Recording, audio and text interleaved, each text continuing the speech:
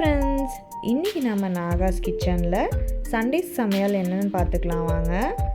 சுட சுட சாதம், சில்லி சிக்கன். இதோட ரெசிபி ஆல்ரெடி நம்ம சேனலில் போட்டிருக்கோம், அதை செக் பண்ணி பாருங்கள். அண்ட் வேக வச்ச முட்டை. இதுதான் சண்டே சமையல் ஃப்ரெண்ட்ஸ். இப்போது இதை பார்த்தீங்கன்னா இது கடாய் சாதம்னு சொல்லுவாங்க. கடைசியாக கொஞ்சோண்டு சிக்கன் கிரேவியும் அந்த சிக்கனும் கொஞ்சமாக வச்சுட்டு சாதம் பிணைஞ்சி எங்கள் அம்மா எப்போவுமே எங்களுக்கு கொடுப்பாங்க. அது செம்ம டேஸ்ட்டாக இருக்கும்.